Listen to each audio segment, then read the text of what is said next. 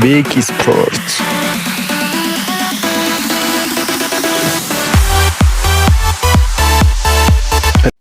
ውድ የቤኪ ስፖርት ቻናል ቤተሰቦች ዕለታዊና አጫጭር ስፖርታዊ መረጃዎችን ወደ እናንተ ይዘን የምንመጣበት ቻናላችንን ሰብስክራይብ ማድረግ እንዳይረሳ።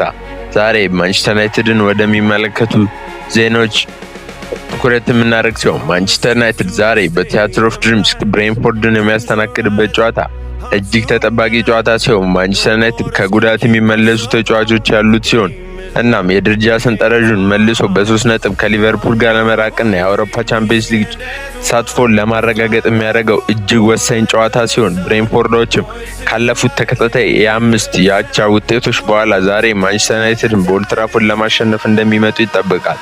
በማንቸስተር ዩናይትድ በኩል ጉዳት ላይ የነበሩት ሌኒሮና ፓትሪክ ዶርጉ ራሱ ለጨዋታው ሊደርሱ እንደሚችሉና የጨዋታ የቡድን ስብስብ ውስጥ ሊካተቱ እንደሚችሉ ሲነገር የሌኒሮ ነገር ግን እርግጥ እየሆነና የመሳተፍ እድሉም ከፍተኛ እንደሆነ ሲነገር ማቲያስ ኩኛ ባጋጠመው ጉዳት ምክንያት የዛሬው ጨዋታ ላይ የመሰለፍ እድሉ አጠራጣሪ ቢሆንም ግን ማንቸስተር ዩናይትዶች ለዛሬው ጨዋታ ደርሶ ግልጋሎት ይሰጣል የሚል ትልቅ ተስፋ እንዳላቸው ተነግሯል። ሌላኛው ተጫዋች ፓትሪክ ዶርጉ ነው። ፓትሪክ ዶርጉ ከጉዳቱ በፍጥነት ያገገመ ሲሆን የዛሬው ጨዋታ የቡድን ስብስብ ውስጥ ሊካተል እንደሚችልና የሊቨርፑል ላይ ግን የመድረስ ነገሩ እርግጥ እንደሆነ ተዘግቧል። እና ማንቸስተር ዩናይትድ እነዚህን ጨምሮ ሃሪ ማጓየር ደግሞ ከቅጣት የሚመለስ ሲሆን ማንቸስተር ዛሬ የተሻለ ቡድን ስብስብ ይኖረዋል ተብሎ ይጠበቃል። ባለፈው ዕለት የማንቸስተር ዩናይትድ ተከላካዮች በጉዳትና በቅጣት ምክንያት ከቼልሲ ጋር በነበረው ጨዋታ ማዝራዊና ሃይደን ኢቨን እንዳጣመረ ይታወቃል።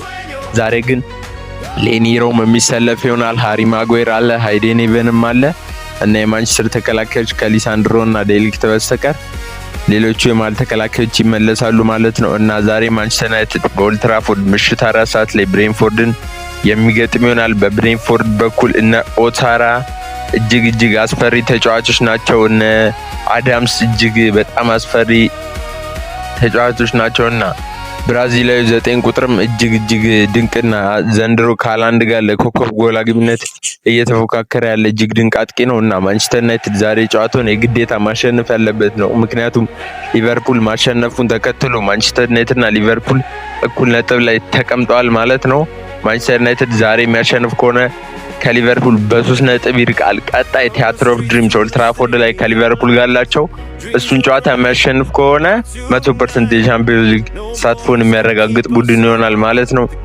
ማንቸስተር ዩናይትዶች በዚህ ውድድር ዓመት 3ኛን ይዘው የሚያጠናቅቁ ከሆነ ለቀጣይ ዓመት የዝውውር መስኮታቸው እጅግ ምርጥ ተጫዋቾችን ለማስፈረም ገበያቸውንም ለማሳደግ እጅግ የሚጠቅማቸው ነው የሚሆነው። ማንቸስተር ዩናይትድ በገበያው ላይ እጅግ ውድ የተባሉ ተጫዋቾችን ነው እየፈለገ የሚገኘው እንደነ ቹዋሜኒ፣ ኤሊዮት አንደርሰን፣ ሳንድሮ ቶናሊ፣ ካርሎስ ባሊባ የመሳሰሉ በጣም ውድ ዋጋ ያላቸው ተጫዋቾችን ነው እየፈለገ የሚገኘውና ለዚህም እንዲረዳው ቻምፒየንስ ሊግ መግባት ግዴታው ነበርና ማይክል ካሬግ ይሄን ሊያደርግ ጥቂት ቀናቶች ቀርተውታል። ያው ለማረጋገጥ ነው እንጂ ኦልሬዲ የገባ ቲም ነው ማለት ይቻላል። ግን ያው እግር ኳስ ላይ የሚፈጠረው አይታወቅምና 100% ለመደምደም ቢያስቸግርም ማንቸስተር ዩናይትድ ግን አሁን ባለው ሁኔታ ከቻምፒየንስ ሊግ መውጣቱ የማይመስል ነገር ነውና ገና ነውና ትልቁ ክለብ ማንቸስተር ዩናይትድ ቀጣይ ዓመት በቻምፒየንስ ሊግ የምናየው ይሆናል ማለት ነው።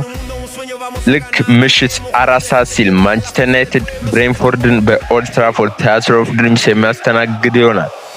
ለዕለቱ ይዘንላችሁ የቀረብ ነው አጫጭር ስፖርታዊ መረጃዎች ማንቸስተር ዩናይትድ ተኮር የሆኑ ስፖርታዊ መረጃዎች ይመስላሉ። ሰብስክራይብ ማድረግ እንዳይረሳ። መልካም ቀን።